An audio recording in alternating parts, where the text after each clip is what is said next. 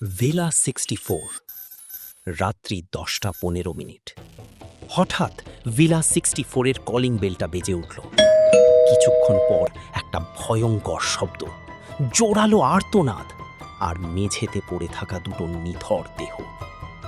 তারই মিনিট 10 পর শোনা যায় পুলিশ গাড়ির সাইরেন। পুরো এলাকাটা ঘিরে ফেলা হয় ডু নট ক্রস বর্ডার দিয়ে। খানিক পরে অ্যাম্বুলেন্সের আগমন। বডিগুলো তুলে দেওয়া হয় অ্যাম্বুলেন্সে। তারপর শুরু হয় পুলিশের ইনভেস্টিগেশন। গল্পটার শুরু হয় আজ থেকে ঠিক একদিনের আগের ঘটনা থেকে। আমি 1 ডজন সামান্য মুদিখানার মালিক। বয়সটা গিয়ে দাঁড়িয়েছে 62 বছরে। আমার বাড়িতে সদস্য বলতে আমি আর আমার স্ত্রী। বিয়ের 32 বছর পরেও, এত চেষ্টার পরেও আমাদের আর মা বাবা হয়ে ওঠা হয় না। প্রায় 32 বছরে আমরা 32টা ডাক্তারের সাথে যোগাযোগ করে দেখেছি, কিন্তু কিছুতেই কোনো কাজ হয় না। প্রথমত আমরা বেশ দুঃখেই ছিলাম এই বিষয়টা নিয়ে, কিন্তু পরে এটাই অভ্যাস হয়ে দাঁড়ায়। বেশ ভালোই চলছিল আমাদের দুজনের সাংসারিক জীবন।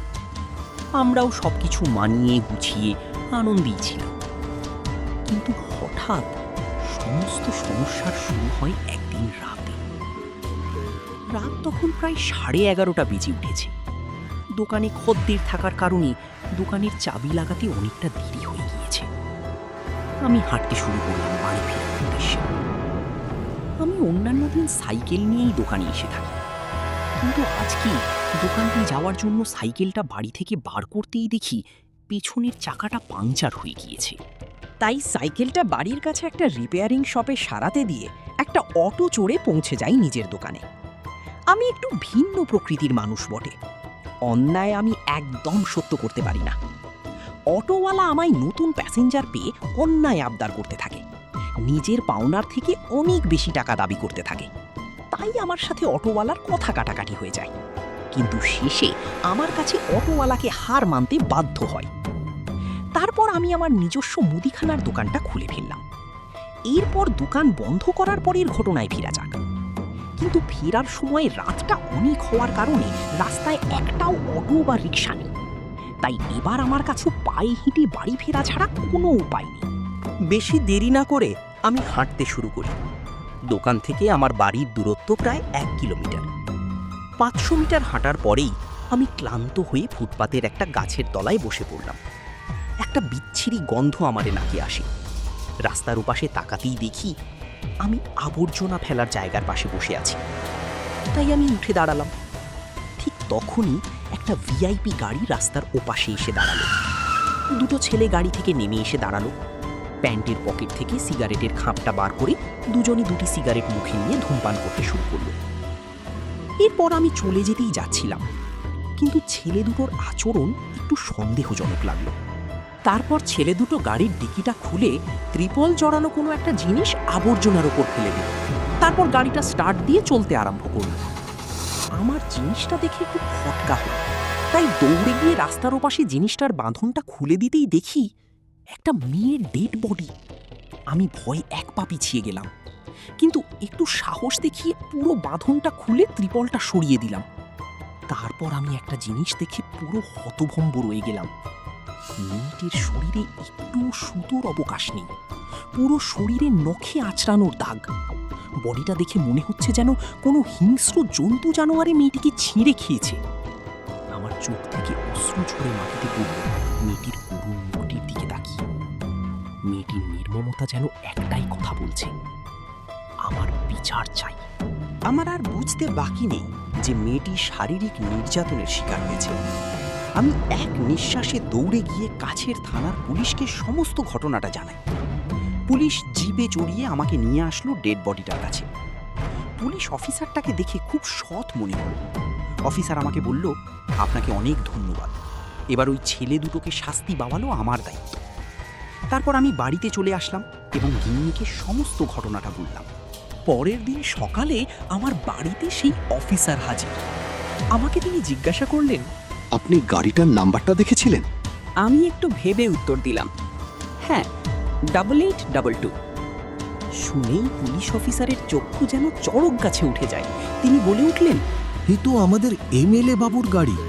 নিশ্চয়ই এমএলএ বাবুর ছেলে রনিতি দোষী। বলেই তিনি আমার বাড়ি ভিলা 64 থেকে বেরিয়ে পড়লেন। আর যাওয়ার সময় বলে গেলেন, আপনার আজকে দোকান যাওয়ার দরকার নেই। রনিত খুব ভয়ঙ্কর ছেলে। সে যদি জানতে পারে আপনি তার নামে অভিযোগ করেছেন, তাহলে আপনাকেও মেরে ফেলবে। আমি একটু হেসে বললাম, আমি কাউকে ভয় পাই না। সারা দিন আমার চোখের সামনে শুধু মেয়েটার মুখটাই ভেসে ওঠে। এবার রাত্রি 10:15। আমার স্ত্রী মালতী জিজ্ঞাসা করল, এখন খাবে নাকি একটু পরে? আমি উত্তর দিলাম, হ্যাঁ, খেয়ে নিয়ে ঘুমিয়ে পড়ব। কাল থেকে আমার উপর দিয়ে যা গেল। বলেই আমি ডাইনিং টেবিলে গিয়ে বসে অপেক্ষা করতে শুরু করেছি খাবার পরিবেশনের।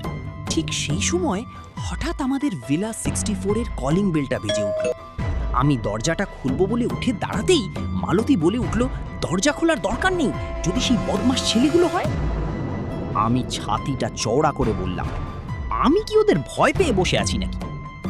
বলেই আমি দরজাটা খুললাম। দেখলাম আমনে সেই অফিসার দাঁড়িয়ে আছে। আমি বললাম, ভেতরে আসুন।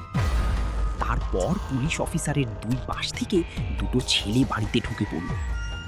আমি বলে উঠলাম, তাহলে তোমরাই সেই অপরাধী। আর স্যার, আপনিও ওদের সাথে হাত মিলালেন? দাঁড়ান, এক্ষুনি আমি চিৎকার করে পাড়ার সব লোক জড়ো করছি। আমি চিৎকার করতে যাব ঠিক সেই মুহূর্তেই তাদের মধ্যে একটা ছেলে পকেট থেকে একটা চাকু বার করে ছুঁড়ে দিল আমার দিকে। চাকুটা এসে গাঁথা হয়ে গেল আমার বুকে। বুক থেকে ঝরে পড়ে রক্তে ঘরের মেঝেটা লাল হয়ে গেল। মালতী ঘটনাটা দেখেই রান্নাঘর থেকে দৌড়ে চলে আসলো আমার ডেড বডিটার কাছে। বডিটাকে জড়িয়ে ধরে চিৎকার করতে আরম্ভ করলো। ঠিক তক্ষুনি অফিসার তার রিভলভারটা বার করে শুট করে ফেলে মালতীকে। বন্দুকের শব্দে লোক জড়ো হবার আগে তারা দৌড়ে পালিয়ে গেল ভিলা 64 থেকে। হয়তো আমার ভুল ছিল অন্যায় দেখে প্রতিবাদ করা। এভাবেই আমার প্রতিবাদের অবসান হলো, আর পড়ে রইল ভিলা 64-এ দুটি নিথর দেহ। এই গল্পের সব চরিত্র ও ঘটনা কাল্পনিক। এর সাথে কোনো মৃত, জীবিত বা ধর্মের কোনো সম্পর্ক নেই, এবং এই গল্পের বিষয়বস্তু শুধুমাত্র প্রাপ্তবয়স্কদের জন্য।